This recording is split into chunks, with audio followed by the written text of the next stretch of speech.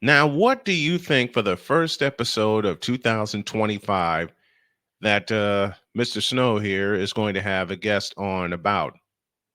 Would you believe pizza? Next on the Brian Snow Show.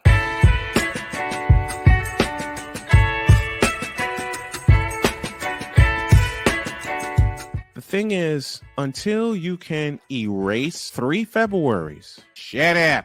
Burn! Quality over quantity. LeBron has beaten some of the best competition in NBA history. He's the GOAT emoji.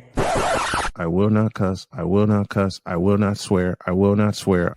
Where sports is the base, life and fun are the results.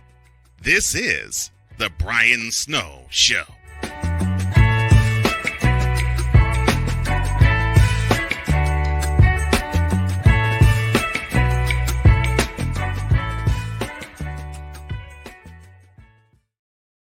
Happy New Year, everybody, and welcome to the very first of many episodes of the Brian Snow Show in 2025. We're going to get more consistent. We're going to get more regular.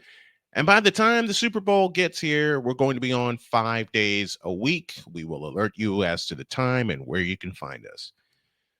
So I got a message from my guest sometime back.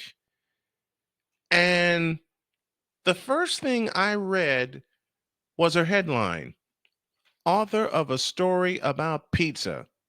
And I thought, oh, hell yeah. And then I read the bio and once again said, oh, hell yeah. Had to have her because this story, to say it's incredible, would be a horrible understatement. Let's go to Tampa, Florida. And I welcome the one and only Erica D'Arcangelo. She joins me right now. Thanks How you doing, my dear? I'm good. Thank you. Now, as we had a chance to talk before we came on, she's a lifelong Steelers fan. I had to put that in there. I am. And we were talking. This show is like not about sports, but sometimes it is.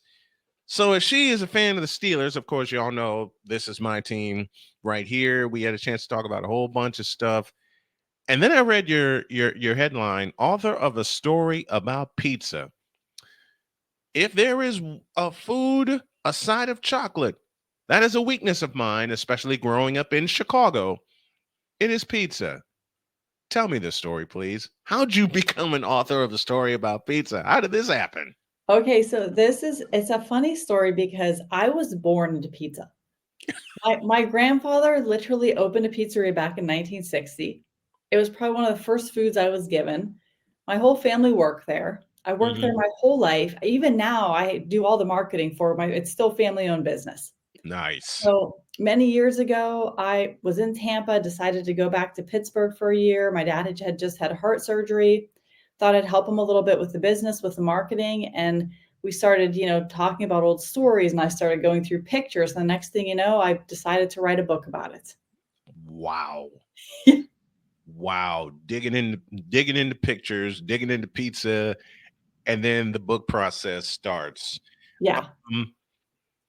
What turned the light on for you? What was the final thing that turned the light on for you to say, you know what, I can turn this into a book and people will read it? What turned the light on for you? It was a funny time because I'd been doing marketing for like 15 years and I was like burnout. I was done. And I thought, I'm going to go help my dad. Like I'm going to do it for free. Like I need to like step away.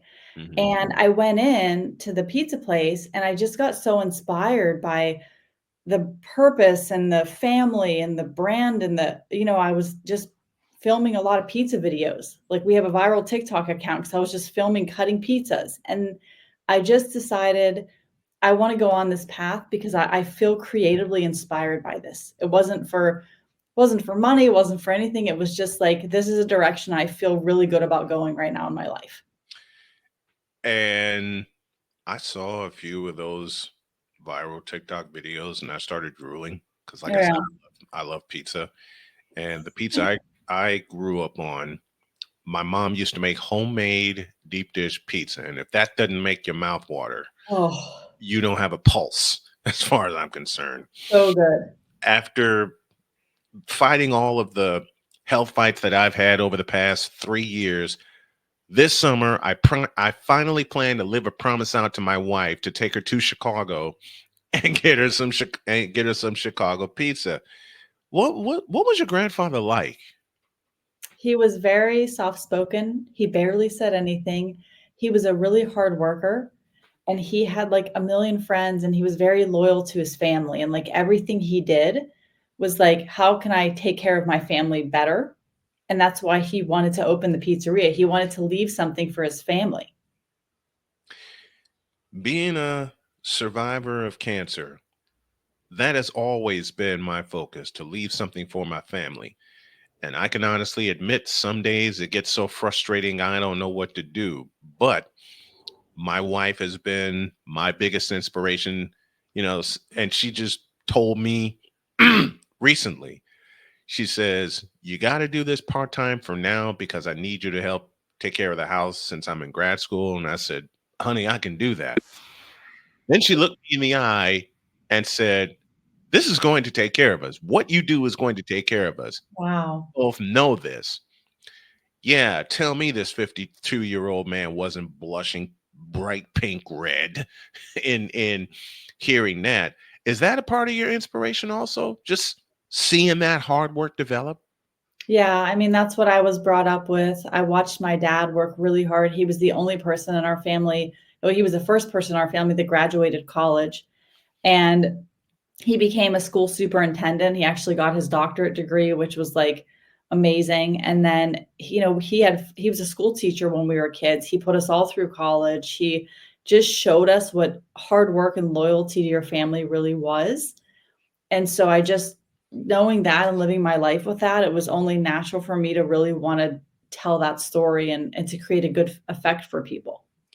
What are some of your favorite things about the Italian culture? I'm sorry, I had to do the hand motion here. It's okay.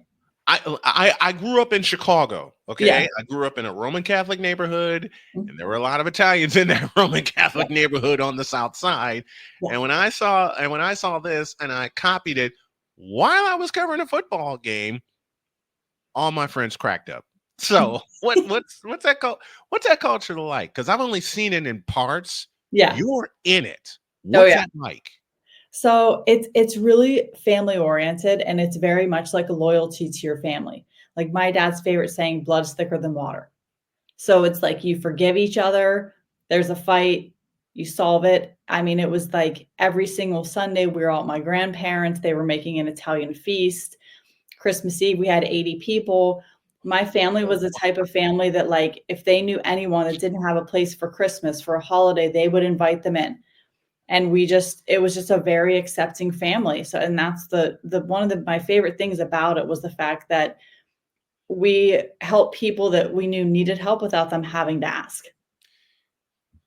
In one of the situations where I was homeless in Chicago, I was walking down the street in Chicago. It was Christmas Eve, and I heard this big party, and I said I better keep walking. Someone flew out of that door, and I froze, and I'm going, I'm in trouble. No, I said, what are you doing out in the street and it's cold?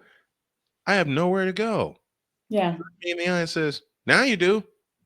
Wow. I Wow, said, that's I, amazing. I'm going, wait, what? And I'm covered. Okay. I barely have anything to cover me. And here I am sharing an Italian Christmas Eve meal and came out about 30 pounds heavier than I Yeah. did when I came in. If there's one thing I know about the Italian culture, they love to eat and they love to serve food, Yeah. which creates the arc basically for your book. So tell us about the arc pizza. So Dierk's Pizza, it's my grandfather started in 1960. He was a really poor coal miner. He was an immigrant and he just loved making pizza. And so this started out as a market, just like a very small market. He bought a building that was owned by the Berwyn White Coal Company, which is where he worked most of his life until he developed black lung. Mhm. And he and my grandma, they needed to know how to make ends meet because the market really wasn't making ends meet at first. They started selling pizza out of the market and then it just grew and grew, and now it's a full Italian restaurant. And pizza, sandwiches, soups. Like we brought all the family recipes down and just started serving those. Like we do the homemade chicken cutlets, we do chicken parm sandwich, Oh, do a meatball appetizer. There's all kinds of good stuff there. oh wow. Yeah. Yeah, we do the wedding soup, the traditional, the meatball soup.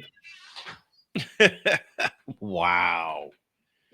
Just plain wow. Just wow. Folks, if you ever get a chance to visit her website, and I'm telling you to visit her website, storyaboutpizza.com, you will find so many stories and recipes like this. If you visit their TikTok page, you're going to drool just like I did. This is Erica D'Arcangelo joining me today here on the first episode of the Brian Snow Show of 2025. I want to thank you so much for coming on, and I want to invite you back for a longer conversation about this because there's so much more that we can do. I'd love for you to come back. Yeah, I love that. You heard it. She'll be back later on this year. We'll be back after this. Where sports is the base, life and fun are the results. This is the Brian Snow Show.